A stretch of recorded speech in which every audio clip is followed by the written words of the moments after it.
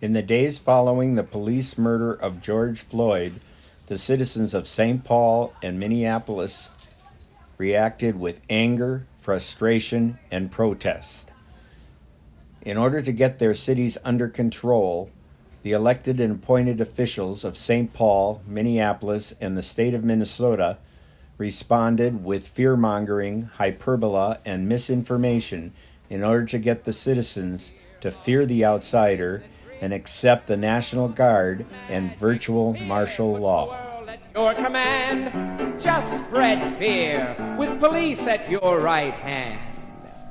If unemployment and inflation kill enjoyment in your nation and destroy your reputation as a leader with control, don't allow it to annoy ya. They will cower back before ya if ya sow some paranoia in the center of their souls. Encourage fear of foreign places, foreign language, dress, and faces. Show 'em how to run and where to hide. Encourage fear of reds and blacks, fear of night and sneak attacks. They'll come running for protection to your side. Encourage fear, it's the end of all dissension. Conjure fear of foreign intervention. Foment fear with a touch of racial tension.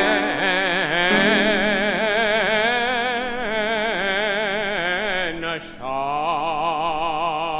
be very clear. The situation in Minneapolis is no longer in any way about the murder of George Floyd. If you have family members or friends that are even considering protesting, this is no longer about protesting. What we are seeing right now is a group of people who are not from here.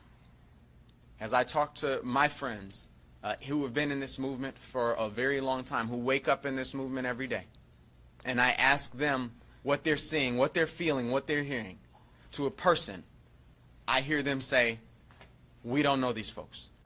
Very clear. The people that are doing this are not Minneapolis residents.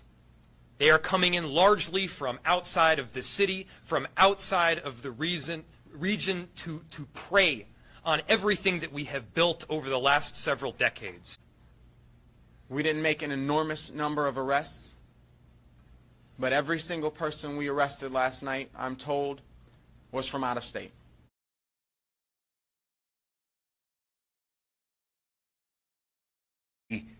Domestic terrorism, whether it be ideological extremist to fan the group, or whether it be international destabilization of how our country works, those elements are present in all of this.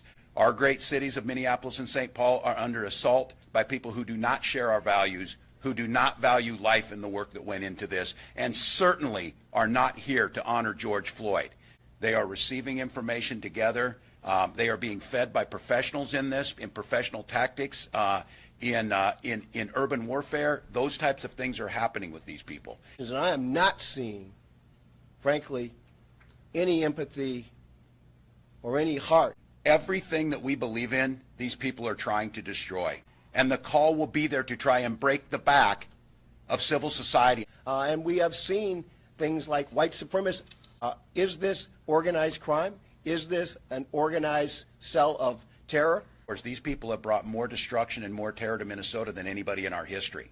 That's who we're up against. When you see them out there wearing a T-shirt or a baseball hat and walking down, that is not who they are. That is not who this is. I expect that we'll be able to release some of the names of those folks that have been arrested and some of the background information that we have pulled together, and we hope to be able to do that today.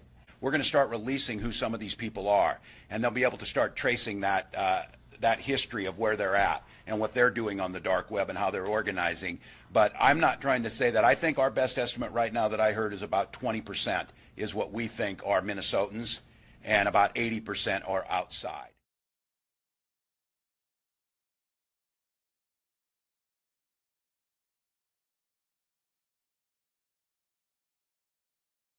The data we had from yesterday, there was about 20% of the folks arrested came from outside of the state of Minnesota.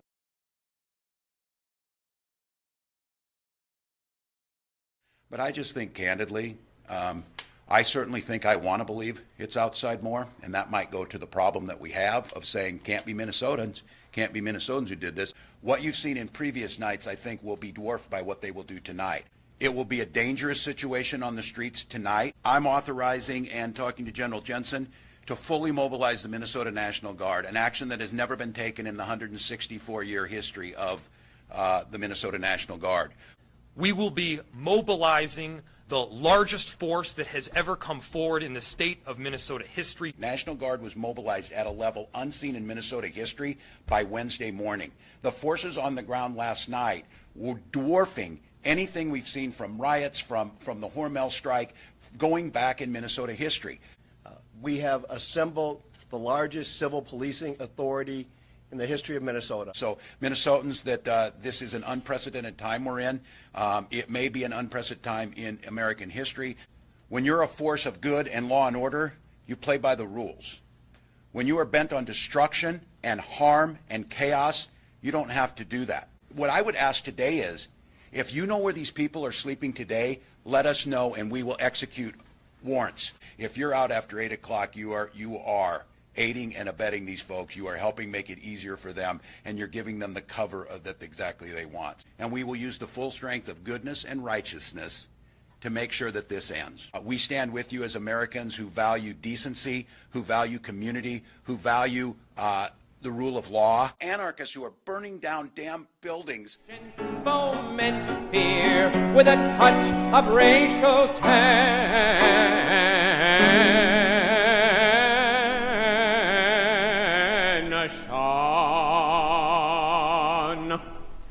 They